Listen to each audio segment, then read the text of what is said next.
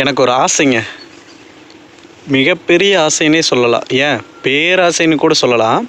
அதாவது இந்த மாதிரி ரோடு இருக்குல்லங்க, இந்த மாதிரி ரோடு இருக்கிற எல்லா இடத்துலையுமே ரோட்டுக்கு 2 சைடு, ரோட்டினுடைய லெஃப்ட் சைடு ரைட் சைடு 2 சைடுமே ஒரு 5 அடி டு 10 அடி மினிமம் ஒரு 5 அடிக்கு அந்த ரோடு போகிற இடமெல்லாம் லென்த்து நீளமாக இடம் வாங்கணும் அப்படிங்கிறது ஒரு பேராசை. சரிங்களா?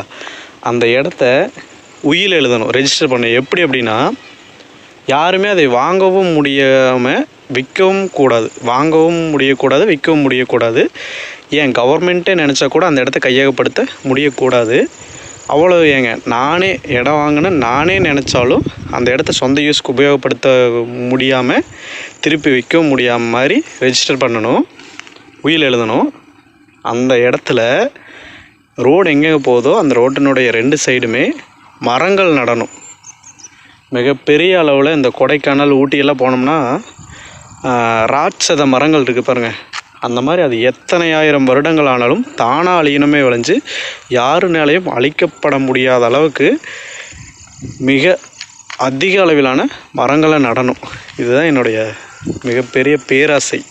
நாம் ஓரளவுக்கு வளர்ந்த அளவுக்கு நம்மளால் முடிஞ்ச அளவுக்காவது ஏதோ ஒரு ரோட்லேயாவது,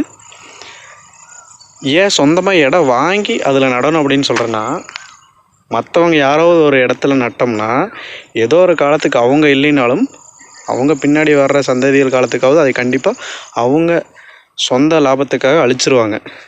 இதுவே கவர்மெண்ட் இடத்துல ரோட்லலாம் நிறைய பேர் நடுறாங்க. சரிங்களா?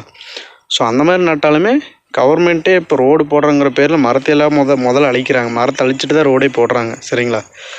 ஸோ மரம் வளர்க்கணும், மழை பெறணும், ஆனால் அந்த மரங்கள் எந்த காலத்துக்கும் அழியவே கூடாது, அந்தளவுக்கு மரங்களை வளர்க்கணும். ஸோ அதுக்கு தான் இந்த ஒரு ஐடியா எனக்கு தோணுச்சு. இது ஒரு பேராசைன்னு தான் சொல்லணும். பட் இந்த ஆசை நிறைவேறணுமா? கண்டிப்பாக நிறைவேறும். நம்மளால் முடிஞ்சளவுக்கு ஏதோ ஒரு ரோட்லேயாவது இதை நடத்தி காட்டணுங்க. அப்படின்னா என்னுடைய பெரிய ஆசை. டாட்டா, பாய் பாய்.